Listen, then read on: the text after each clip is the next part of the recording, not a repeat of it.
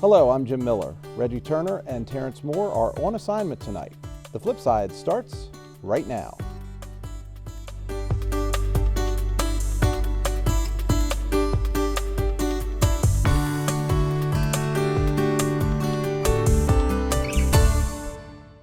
Welcome to the show. We're glad to have with us tonight Sarah Catro and Todd Adams. Sarah and Todd are both with Parasimple. Sarah is the owner and Todd is a massage therapist. We have a lot of questions about both. Great. Let's start with the specific benefits on the yoga side. Talk to us about yoga. Why is it important? Who is your audience? Okay, so definitely think it's necessary to, before you get into specifics, to define what yoga is and what it is not. It's easy to perceive yoga, especially in our Western Instagram culture, to think yoga is what the drop dead gorgeous do and impeccable outfits that match the background, how they stand on their heads and look beautiful. It's not quite it. While yoga has a beautiful art form aspect to it, it is actually part of a whole. The idea and the concept is to yoke together the mind, body, and spirit. So again, while there's a beautiful aspect to it and an art form aspect, it is a lot more than just that. So as far as specific benefits, again, we yoke together the mind, body, and spirit. So with the body, we are incorporating flexibility, strength, posture, stamina. And then with the mind, we incorporate mastering the breath, putting ourselves in these compromising positions. We then have to use our minds to calm everything down and find inner peace and find stillness in the poses. That leads to stress relief and a mental health component where we are able to change our perception of threats a little. You know, when you get into a yoga pose, you think, oh my gosh, this is so hard, I can't do this. And suddenly your mind takes over and you calm down and you start to see things a little bit differently. So as you practice that more, you can translate that to other aspects of your life. And then when you do that and you lessen your stress load, you then are able to listen to your inner guidance more and connect more with spirit and strengthen intuition. So those would be how we yoke all that together and get specific benefits that translate throughout the rest of your life. I've only ever done a couple of yoga moves in my life, but I will tell you one of the things that surprised me, because my sister did yoga her entire adult life. Right. And I used to laugh thinking, because I was the bodybuilder kind of, throw the weights, whatever. And I thought, well, that's the simple stuff. It's not simple. It's not simple. Nope, it's not at all. It takes a lot of strength, flexibility, stamina, all of those components for sure. I heard a term just this week from someone at a gym who works at the gym about functional fitness. Mm-hmm. Okay. Have you heard that term, and can you apply that to yoga? Yeah, definitely. Functional usually just means applying it to, I guess, things like everyday type things. His specific circumstance was he was trying to get up off the floor without using his hands. Yes, yeah. They say that those are indicators of mortality, and if you focus on exercises like that, you can kind of gauge where you are in your overall health as far as longevity. So your audience for yoga, Mm-hmm. Again, my sister did it in her early adulthood through her middle adulthood. Talk to me about what audience you see. Is this something that everybody at every age can do some? Absolutely. Yeah. I would say at the office, as far as my business is concerned, it's usually males and females around my age group, but I definitely volunteer to teach children yoga all the time. I work with foster groups and homeschooling groups. It's one of my favorite things to do, actually. So kids absolutely benefit from yoga, starting to listen to their bodies and build their intuition and advocate for their own wellness. The elderly, it's never too late to start being present in your body and start to learn where you could improve on. And the elderly definitely can become more mobile. Well, that's what I was going to ask. If you look at those different populations, the children, the adults, the elderly, what are the different benefits that they should expect to see? As far as benefits, I guess the only difference, I guess, would be with the elderly. We just have to take more precautions there. So maybe they see a different level of benefits just because we have to be careful. But I would say with children, they might see more behavioral benefits, learning to quiet things down and kind of chill out and wrangle their feelings, things like that, as far as like a discipline. I would say the mid-range would benefit more kind of reversing sedentary lifestyle. So they would see maybe more mobility and pain relief. And then the elderly, I guess it would just depend on where they are and what kind of benefits they could see. That would be the only hindrance. So if someone had a child that was identified as potentially ADHD or ADD, do you feel like yoga could play a part in helping to control that? Yes, I have seen that play out quite a few times. My daughter, when she was in 3rd grade, they had a yoga group that met every Monday, and there was a little girl in there that made huge improvements. That was pretty good to see. And I see it a lot too, and people, anytime I teach the youth groups, all of the authority and within the group is always amazed at how they just hang on my every word, and they're like, wow, they never listen to anything, but it just resonates with kids and they get it because they're so much closer to a pure state of stress than we are. We add so much complexity to it that it takes us longer to peel those layers back, but kids are like, yeah, got it, like that makes sense, and they're anxious to learn it, they're excited to learn it, they want more, they can't get enough. So for someone who is, well, let's say like me and not very flexible because I sit at a desk 12 hours a day, how would you start someone like me out if I were to start practicing yoga? Is it called practice or? Yes, okay. It is a practice, yeah. So that is the most common thing that I hear. Well, I'm not going to do yoga, I'm not flexible. Well, duh, like most of us aren't. That is exactly why you should do it. You don't have to be flexible. You are not in competition with anybody but yourself. So even in a class, what your neighbor's doing, what the instructor's doing, has nothing to do with your progress at all. So you're in competition only with yourself. If you are not flexible, you just do yoga and keep at it, build on your progress, and then you'll see a difference in like a week or two. Somebody brand new who is not flexible, I would start with basic I guess posterior chain stretches. That tends to be most people's problems, why they think they're not flexible, they can't bend down to touch their toes and they can't do those. So I would start with very simple things like that just to get a good gauge on it and something measurable that we can look back on like 2 weeks from then. So. From your experience, at what age do you see the biggest degradation in that flexibility? Or is that something you can measure? Varies a lot, honestly. A lot of people, I guess around like 30 would be the broad answer that I could say to that. A lot of people were flexible as kids. They did gymnastics, they danced, they did sports or whatever.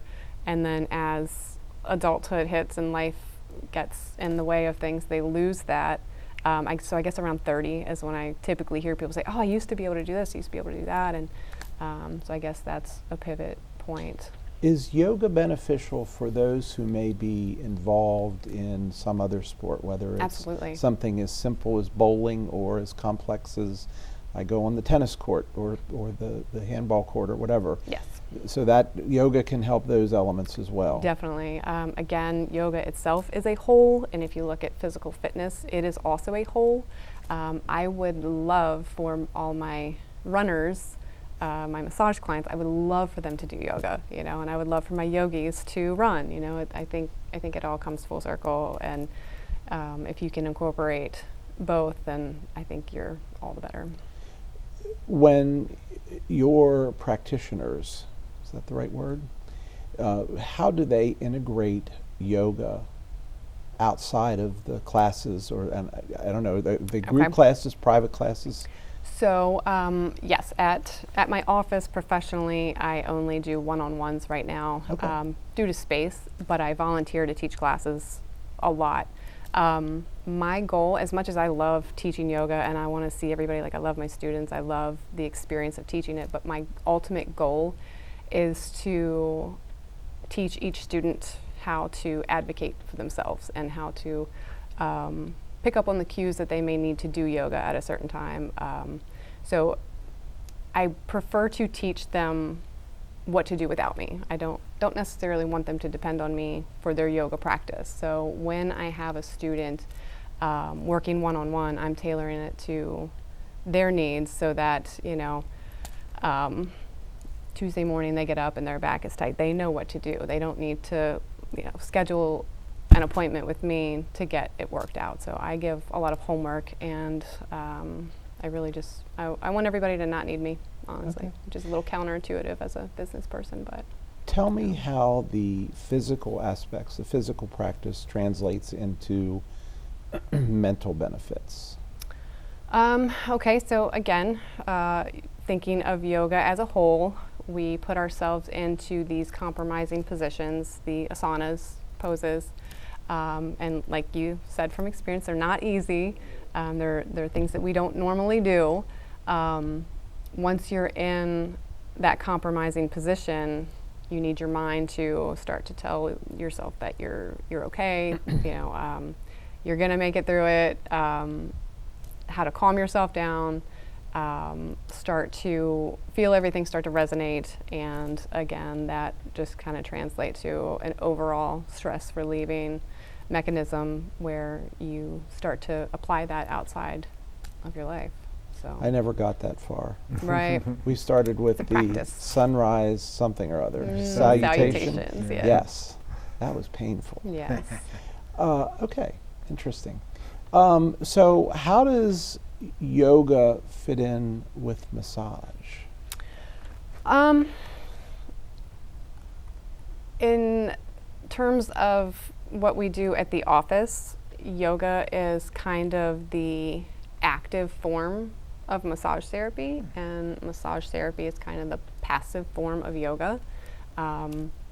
We're aiming for both areas. The goal, for me anyway, I feel like it's similar for you, and everybody at the office, is to facilitate the environment that our bodies need to heal itself.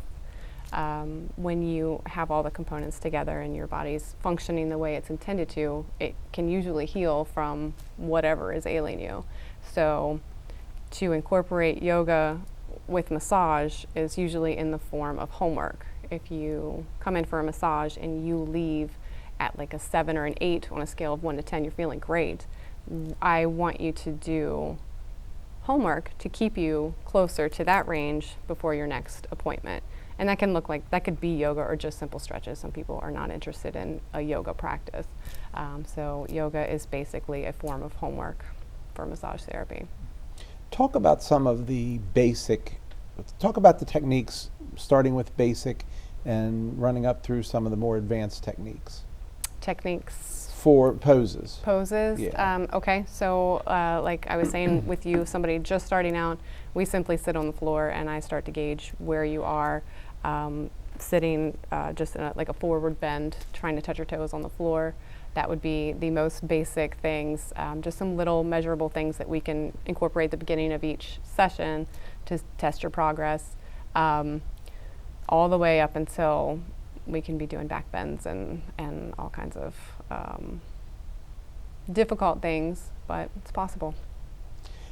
For someone who is starting out, let's say they're mid-level in terms of their flexibility and so forth, how long before you get from the beginner to, how quickly can people progress? If they're doing a basic yoga practice, especially every day, they'll see incremental change, I would say, every 2 weeks. If you're really dedicated to it, there's no reason why you can't progress pretty quickly. What about as a prophylactic for preventative health? Yeah, yoga is definitely a way to stay flexible, which will increase mobility. building strength. There's a lot of core strength incorporated in yoga. That's huge for posture and strength. Building strength is going to help you in stamina and your function throughout life. Yeah. Is meditation a part of what you do? Absolutely, yes. Talk about that. Yes. So meditation, even outside of yoga, is huge. It has definitely been a game changer for me. The more you can put yourself in your body, in the present moment, and let everything quiet down, you become closer to your intuition and inner guidance. The more you can practice that, the more you can utilize it in super stressful situations and act more the way you would like to act, your ideal state. You get in touch with that, and it is like a practice like anything else. Excellent. We have more questions, and we haven't even touched on the massage perfect. piece. But let's take a break right now. Stay with us. We'll be back in just a minute. Welcome back. Once again, we're here with Sarah Catro and Todd Adams from Parasimple. Todd, just tell us generally why do people come to you? Why should people come to you Right. to talk about massage? Body work. Well, massage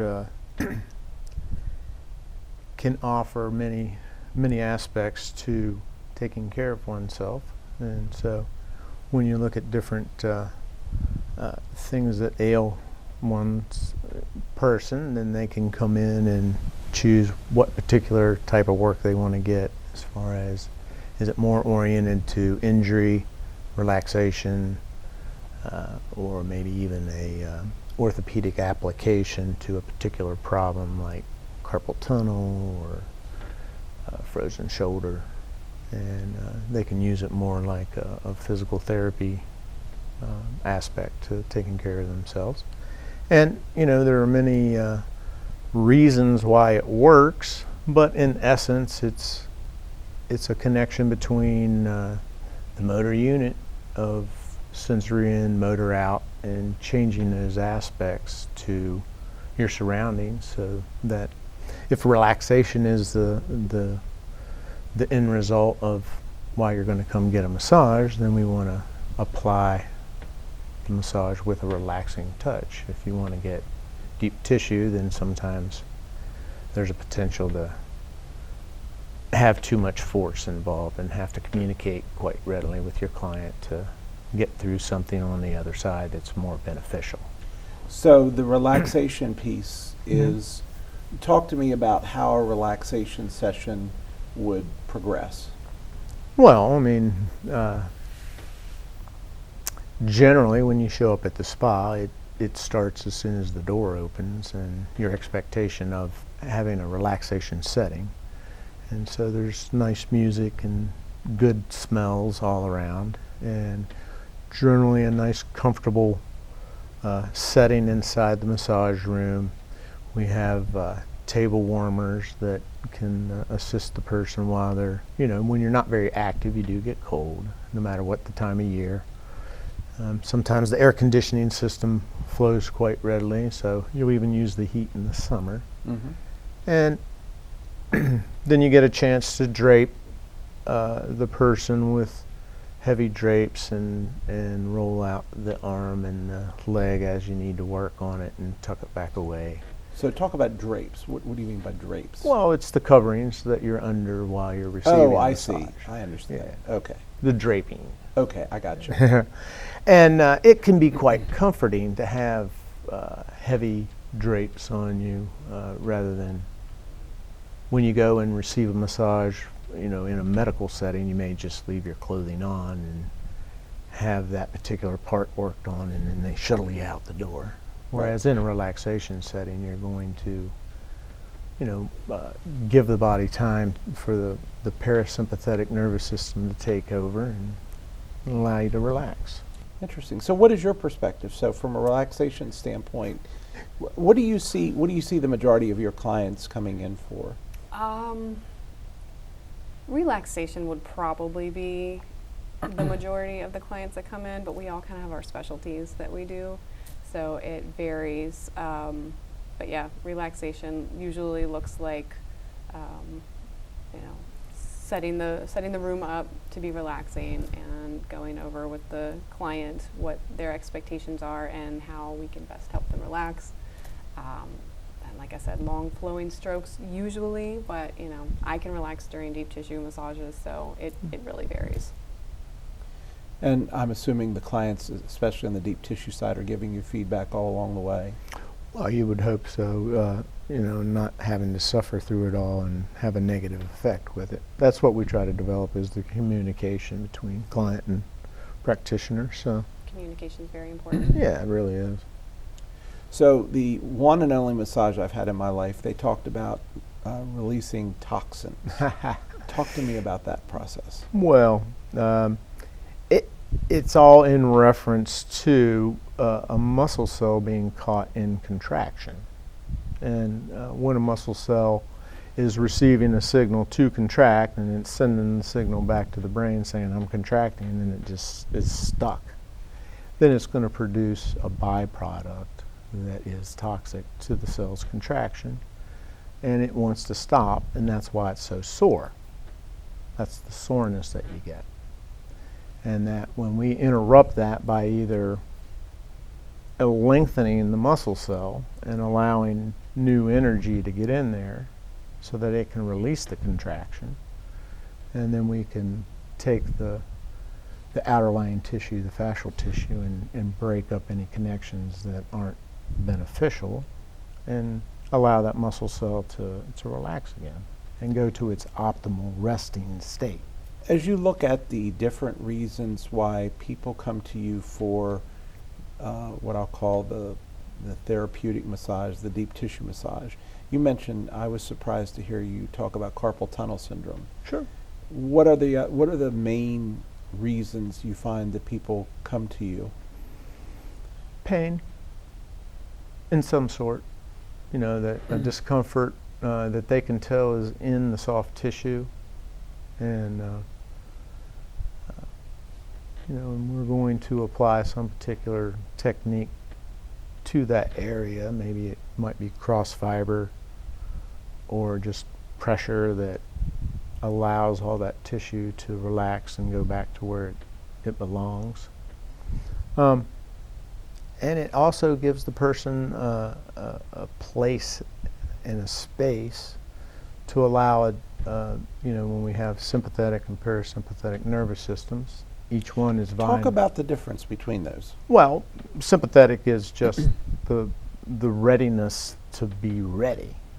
It's not necessarily fight or flight, but it's on that aspect of it. And whereas parasympathetic is rest and digest, or being in a more relaxed state, it doesn't have to be asleep.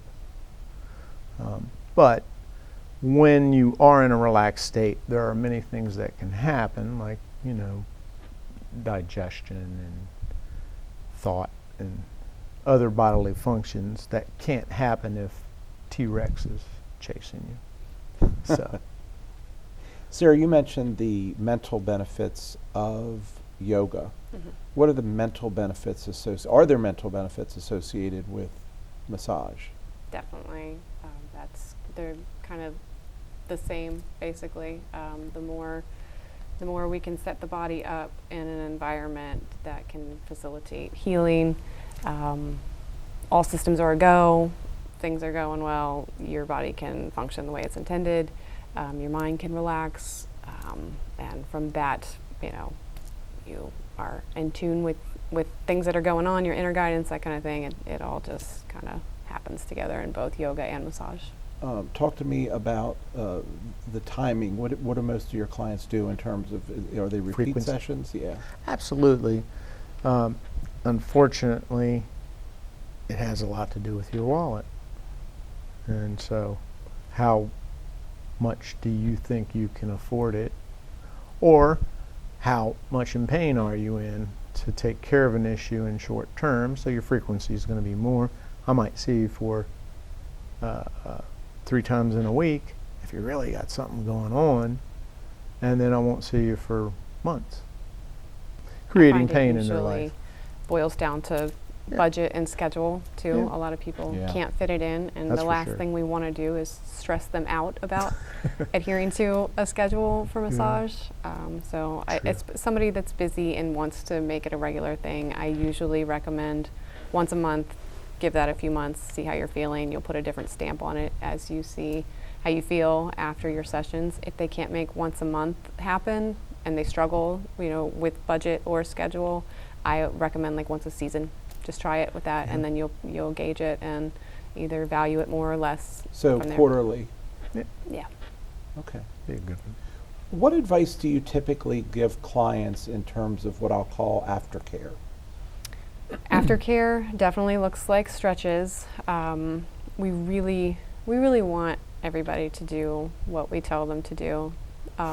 Doesn't happen a lot. I was going to say. Aftercare, for me, like I said, my goal for my yoga students and my massage clients are to teach them how to advocate for their own. If they can start to learn things about their bodies and learn what makes them feel good and what doesn't, then they come see me when they can't figure some stuff out, and I can help them. That looks like, I wish everybody would start with diet. Diet, exercise, movement, hydration, water and electrolytes, everything from therapy, talk therapy, meditation, Reiki's awesome. Like there's tons. It Reiki? depends. Reiki, yes. Reiki's Talk to me about wonderful. Reiki. Okay, so Reiki is an ancient Japanese healing art that works with the chakras in the body, and honestly, Todd can take this one better. He's in training. Okay. with this. Well, I mean, she's led right into it. The 7 chakras need balanced on a consistent, regular basis. 7 chakras. Yeah. Of course, that's just common knowledge, right? Om. What is a chakra? Well, it would be sort of an energy realm. The way I like to think about it was when I first was introduced to chemistry and learning about electron shells around the nucleus of an atom. That's sort of the way I like to think about the 7 layers of energy that pass through our body. They crisscross each other in many, many 3-dimensional ways that we might not understand, and that they all need a balance in themselves, but also in association with each other. And that, when we learn how to meditate, go inside and connect, we get a chance to do that through yoga, through massage, through exercise, through personal connection to what makes us feel good, or the unseen, what makes us happy. And so it's a new venture for me. I've been very sciencey in my massage application through the years. I have an exercise science background. I taught massage, and the textbooks give you these boundaries that they like you to teach within, and energy allows you to get out of the norm of maybe the traditional way of thinking about how the body works and who and what we are. Excellent. Yeah. We have more questions, but we're going to take a break again. Stay with us. We'll be back after this. All right. Welcome back to the show. We're here once again with Sarah Catro and Todd Adams. Sarah is the owner of Parasimple. What's the rest of the name of your business? Parasimple Massage Therapy and Yoga. Parasimple Massage Therapy and Yoga, and Todd Adams, who's a massage therapist with Parasimple. So we were focusing on massage. Can we expand a little bit on the different types of massage? Sure, absolutely. In our office, it's broadly medical massage and non-medical massage right now. The non-medical has many branches off of that.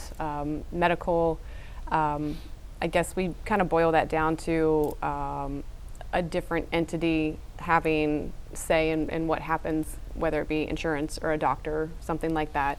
Non-medical is client-based. We have a say in what happens in each session. We don't quite need the records and things like that, and the client can advocate for what they want in each session. So within that branch, we have at our office 60-minute, 90-minute, and 2-hour sessions that we all kind of custom tailor to the client and what they need. We don't so much differentiate each appointment into Swedish or deep tissue or myofascial. We kind of, we all have a plethora of tools in our tool bag to facilitate whatever they need for their session. But you can absolutely get into Swedish, deep tissue, myofascial, prenatal. We do have a session that you can book that incorporates Reiki in it and cupping. It kind of just depends on who the practitioner is.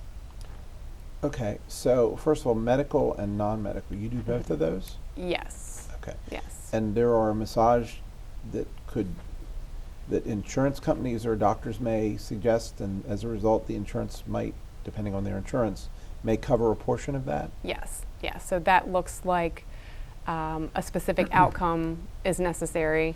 The insurance might pay for it if it's deemed medically necessary, but that would look like the specific outcome needs to be proven, measurable. We need to do tests before and after each session. You're going to have homework that you're going to have to account for at each session and measure progress, basically. So like I said, there's another entity that's dictating what happens during those sessions. Okay, and on the non-medical side, you brought a new term in, Swedish. Swedish, yes. So What does that mean? Swedish tends to be more relaxation-based, long flowing movements, a little more superficial as far as the muscle layers go. Todd might have a better answer for that's very well Swedish. said. Very well said. Okay, so Swedish, and what are the other ones that you mentioned? Deep tissue. Deep tissue, we talked about a little bit, but right. Gets to so the if deeper I layers. had carpal tunnel, would that be a deep tissue massage in your view? The reason why it might be is because I would have a particular focus that would take away from my ability to touch base with other stuff. And so when I'm here on, say, the wrist or the musculature that deals with the wrist, then I might touch base with everything else in that session, but it wouldn't be for very long or not at all when I'm going to be very orthopedic and in my focus. And then I'll be done. But you're saying what I think I heard you say there is it's the wrist that's hurting, but there's other things you've got to touch to make the wrist stop hurting. That's very true. But your focus would be on the wrist and you'd have less time to Right, no, I get take it. care of that. Okay. Mhm. But there may be things up in the arm or whatever that would Absolutely. impact the wrist. That's Absolutely. all the way up into the neck, honestly. I Wow. really want to touch base with the whole body, no matter what the issue is, if I can. Do you find a lot of your clients have specific requirements regarding, specifically around the deep tissue? I might come in and say, hey, I sit at a desk all day and I'm like this. Mm-hmm. Is that a common? Absolutely. Definitely, that's Mhm. probably 90% of the complaints that come in. We're Really? trying to reverse Yeah. sedentary lifestyle and desk work, arms out in front of them, whether it's computers or driving or Yes. things like that. Interesting. So that's the deep tissue. What were some of the other things? We have a prenatal Swedish. specialist at the office that's working with pregnant ladies. She actually also specializes in infant and pediatric massage, which is not something that I practice, but we offer it. Kelly is certified in Reiki, so she can incorporate Reiki into her sessions. What else from a different type or style of massage therapy? Todd works with cupping as well. That's another type that we offer. What's the purpose of that? Cupping is a really unique application to soft tissue, one that it's very ancient as well. and it comes from China, and it's the traditional thing where you have the flame and you put the cup over it and then put it to the body, and it draws the tissue into the cup as it cools off. It's the vacuum system. Now they make several varieties that are a lot safer and don't need an open flame. And so you can do like a squeeze cup or an actual vacuum cup where it sucks the air out of the system and then sucks the tissue into the cup. And you adjust the size for the size of the body area that you want to affect. You know, when you look at the laws of neurology and how that all works, they're finding out that the cups are really good for this cross fiber friction application. And instead of going flowy with the muscle, you go like a guitar string across the fiber, and that sets off this breaking up of the fascial connections that don't need to be there, and allows more fluid to get around each muscle cell and more nutrient in and out, and just lubricates the whole system. Interesting. Yeah. And how long would one have these cups? Well, when a applied? massage therapist applies it, it's a little different than, say, the Chinese physician. And a lot of times Hollywood will glorify sort of the Chinese physician application, and you will see the large black and blue mark left by the cup. They apply it quite statically and have different reasons for it that I'm not necessarily familiar with. But as a massage therapist, we think about it as a very physical application, and that we want to generally move it while we're applying it. If we're not applying it, we just pop it off and set it to the side. Okay, so you move it more often, and you're not going to get the Well, there can hickeys, be, for lack of a no, better there could term. be some hickey oriented petechia that might happen, little pin dots. right. And you know, we can leave it a little bit if it's appropriate, or maybe just roll it around in a smaller area. It can draw some bruising to the area, but in general, you don't want to develop a lot of bruising. Get maybe some ice in there and get it out of there. When blood isn't in the vessel or in its proper place, it's not very nice to the tissue. And where, I mean, is this generally on the back? Is it on the arms? Is it on the legs? Is it? It could be actually anywhere. A lot of my cross fiber application does tend to be on legs, like the IT band and the various very strong fascial connections that hold the sides of the body rigid and able to take the forces that go through the body. And I don't know, do you use them on the back much? I don't use them as much on the back as I do legs. Really? Yeah. And oil will make you grimace. It will. Yeah, it can be quite painful, actually. But people do it anyway. Well, it's sort of like the hedonic level of pain. It's a healing level that you are applying and expecting so that you can get to the other side of this thing and allow the pain to then decrease, because there's something setting off the pain. Yeah. It is a very specific nervous impulse. So we want to get it to stop. The P wave. Interesting. Yeah. Interesting. Sarah, you mentioned off camera, you mentioned the notion of tensegrity. Tensegrity, yes. Thanks. That is not a word with which I'm familiar. Okay. Talk to me about that. Sure. Tensegrity is a term that kind of combines geometry and engineering. When you can equate that concept to the human body, it's basically a model that is designed to work together and depend on all the members to function. So if you think of something that is a model of tensegrity. If you pull on one end, the opposite end will move, and it all works together to create stability. So if you compare a tensegrity model to the human body, it helps drive the point home that when you have lower back pain, we may need to loosen your hamstrings to get your pelvis to tilt the way it needs to in order to lessen tension in your lower back. So, and then when you also consider that we have fascia throughout our entire bodies, and we may need to loosen one thing to get the other end to loosen up, it's a good way to break that down for people and get them to understand that sometimes when their pain is in one area, it will not behoove us to work on just that one area. We may need to work on other areas. Because we're all interconnected. Yes, it's all connected. Interesting. Interesting. And that works in the massage side of things too? Absolutely. Definitely. Yes. Interesting. Training, certifications. What do you have? What do you need? What are the requirements?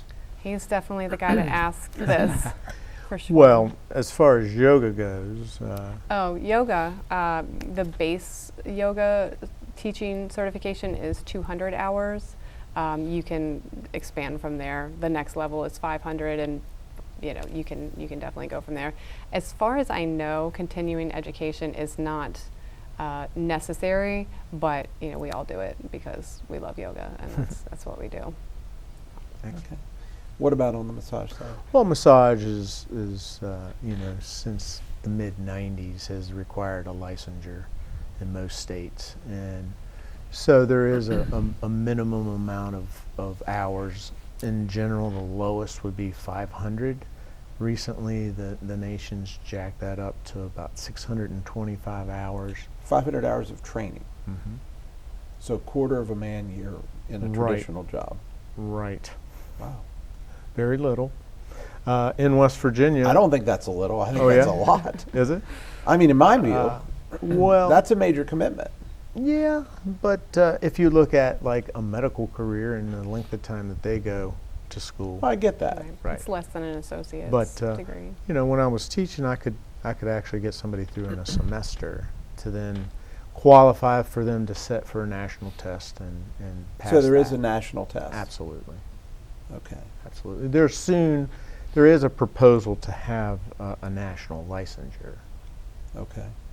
Because I assume at this point each state is different in terms of their Yeah. requirements, or at least somewhat different. Yes, the most is about 1,000 hours, and a couple none. Yeah, None? hang a shingle. Right. Well, Wow. I mean, why do I need the government to tell me how to do massage? Right. Gotcha. There you go. All right. So I have to go here, and I'm going to apologize up front. It's okay. There are probably some very common misconceptions about some of the things you do. Not only Yes, certainly the absolutely. massage, but the yoga as well. My misconception was yoga. That's easy. Anybody can do that. Absolutely. Right. Can we go there? Sure. So Okay. with yoga, we can knock that one out just like you said. People think they have to be flexible in order to do yoga. It's absolutely not true. It's all the more reason to start a practice. The other misconception is that it's a competitive thing. Like I said, being in Western culture and Instagram era, everyone thinks that you have to do handstands and look beautiful doing it. That's not true at all. Like there's absolutely no rules saying you have to look a certain way or compare yourself to your neighbor, or there's no competition in yoga whatsoever. So that would be the yoga end of misconceptions. The massage end of misconceptions can get a little spicy. It's just synonymous with prostitution a lot of times, and there's literally not a joke that we haven't heard, and each one is funnier than the next one. So just knock it off the jokes. It's not. There's nothing we haven't heard. It's entertaining. I taught for 12 years, so it was a subject every semester about this, and so and 90% of the entering people are female, and it's not if, it's when they get approached by Oh, okay. Definitely. There is It's- conversation that needs to happen and during training to take it seriously. 100%. And then part of our continuing education every 2 years is 3 hours of ethics, which that's all that's really about. You know, they just want you to I've had more commit. ethics courses in the last 25 years than most lawyers. Yeah. So So it's a serious topic, it is Yeah. for sure, but it's definitely a misconception. You know, when someone finds out that I'm a massage therapist, that's exactly where they go, and Right. it's a small, very small part of what we do. It has to be a focal point to head up any trouble. You know, if you are propositioned for such a thing, that area, but it is definitely where people's minds go a lot of times. And that's got to be a difficult conversation to react to with your client. Yes, I feel like the intake process kind of heads that off. When you come in, when a client comes in for a massage, and I'm speaking very matter of fact and very technical and asking physiology and anatomy questions, it takes them out of that, you know. And then there's always little clues that something's that they're about to ask me, so I can kind of head it up with more technical jargon and Techno just kind of stuff. like it's just becomes a part of it, so I can usually head it off. You can talk about fascia and Yes, whatever. Yes. parasympathetic. Tensegrity models. Parasympathetic, yeah, there you go. Tensegrity Yeah, model. yeah. Let's talk tensegrity models. Right. Just kills the vibe. Oh, that's interesting. Her actual business model helps as well when you can pay for and book online. When we have your money before you show up, Who Right. says you And can't your pay for a name. book online for the other thing? it I is never, true. I never have, but Right. but it won't ever go there. But we already have your money, And your name. that decreases it a lot right there. that is an excellent point.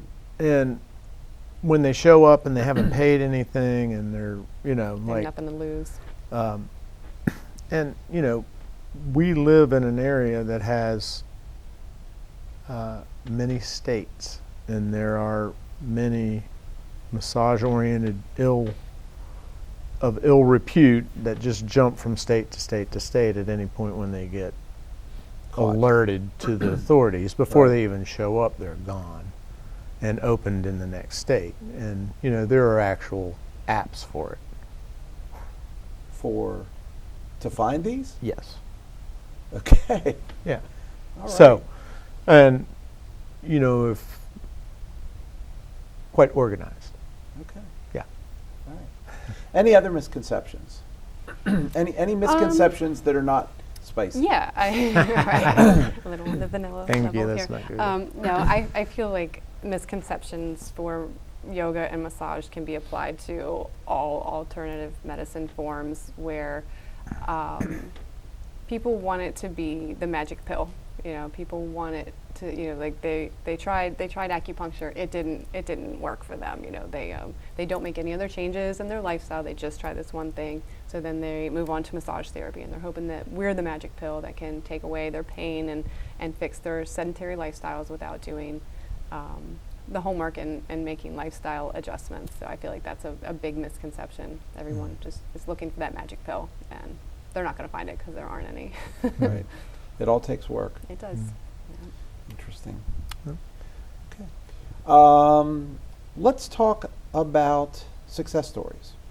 Tell me some success stories. Let's start with the yoga side. Okay, yoga.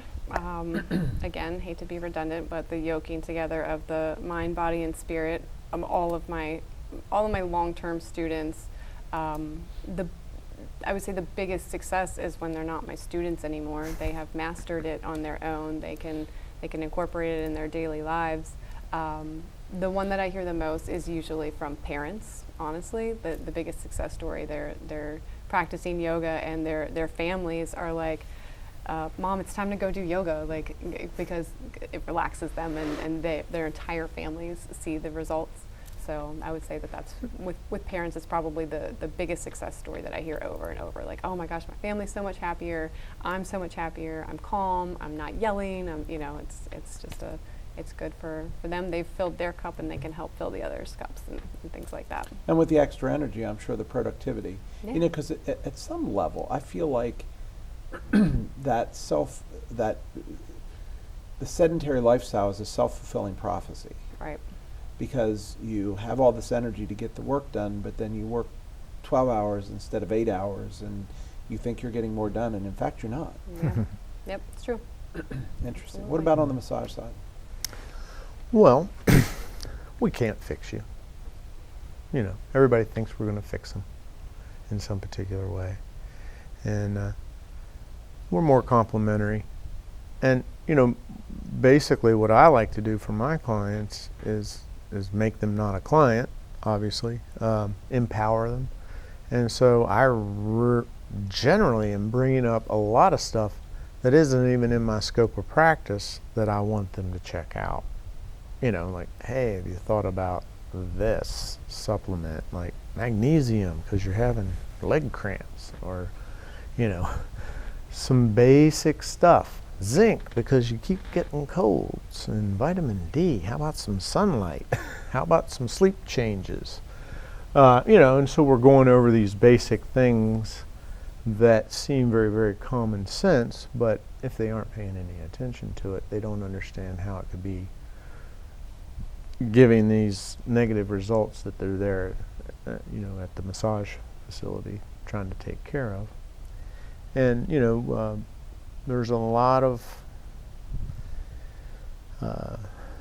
medicine in good food, and there's a lot of people that aren't involved with good food.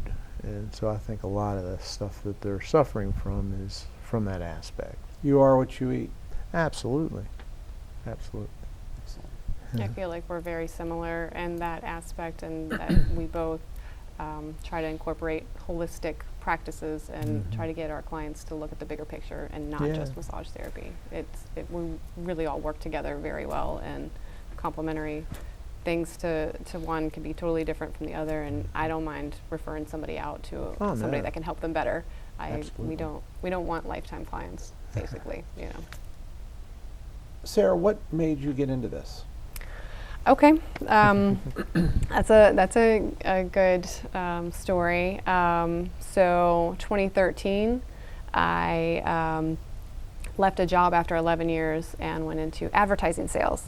That new job was terrible, and I got fired about 9 months in. In the advertising business, I had one of my best clients was Serenity Day Spa in Martinsburg, and I actually had a meeting with her the day that I got fired. And since it was close to home, I popped in to say, hey, I won't be at our meeting later, I got fired.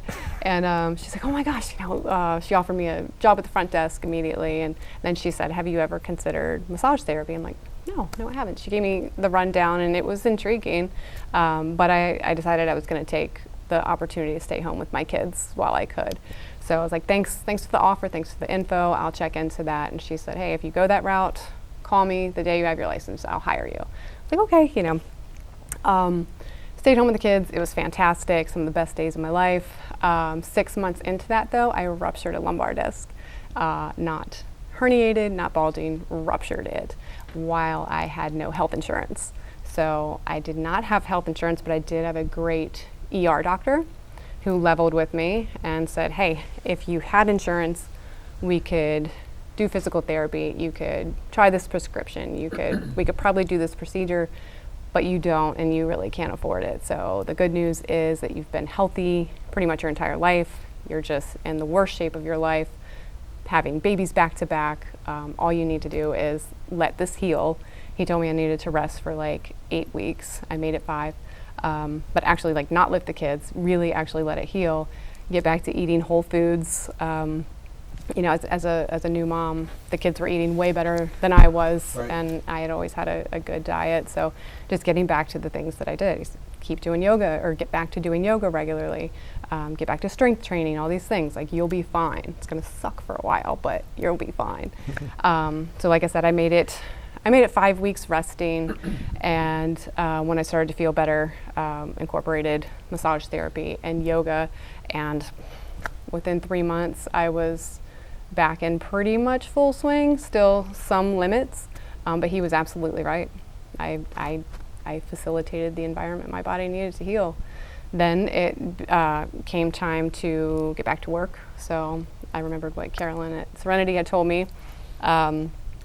I looked into massage therapy. Turns out there was a school a few miles down the road from my house with a massage therapy program, and the next run of it started the following week. Wow. I was like, oh wow, I missed that deadline. That's a shame, but turns out I actually didn't miss the deadline. I started the program the very next week, met Todd, and 6 months later I had my license, and Carolyn at Serenity kept her word. I was hired there. I formed Parasimple on the side, slowly built that in 2016, and the rest is history. Well, that's a great story. Yeah. That is a great Very story. How did you serendipitous. get into it? Well, I had gone to Marshall University and gotten an exercise science degree, and I immediately moved out west and found out it was fake. I was like, wait a minute. These guys can go to a weekend, certification course and get the same job as me. Wow. So I worked at this fitness center that was located in a resort, still exists there, and they had a fleet of massage therapists that had, long-term clients, and after they got done with every one of their clients, they were very happy and signed up again. And every time I got done with my training clients, they were weary and didn't want to sign up again because it's hard to get fit, but it's easy to receive a massage. Right. And so I changed teams and said, well, I'd rather my clients, enjoy seeing happy. me. Right. And I basically used all that information and applied it to my massage career, basically. Yeah. But I'm sure the training, the training that you got in the other career really helped the massage career, because you 100%. probably understand physiology a lot better than It was others in your field. We all appreciate his degree, honestly. We ask him questions all the time. right, and that's what it should be about, bringing more than just massage to the table, and No pun intended. right. Excellent. But yeah, it, and after meeting the massage therapists, and there was a school in Tucson that had a lot of hours, had 1,000 hours, and they ran free seminars on the weekend, and so they would do continuing ed seminars, and usually the person that was going to teach that would run a few hours of what they taught, just to see if anybody would enjoy learning about it and then maybe get into the works. And so I went down and did some shiatsu and did some Reiki and did some, I think maybe even reflexology, all these things I had never heard of in the exercise science realm. And so that kind of set me off into the new path. Excellent. Yep. Excellent. Well, thank you both for being here. Absolutely. It's Thank you for been- having us.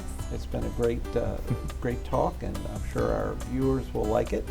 That's all the time we have tonight. We hope you will like us on Facebook. We hope you will follow us on X, formerly known as Twitter. We hope you will send your comments and suggestions to feedback@flipsidetv.com. That's feedback@flipsidetv.com. Most importantly, join us again next week for another trip to the flip side. Good night.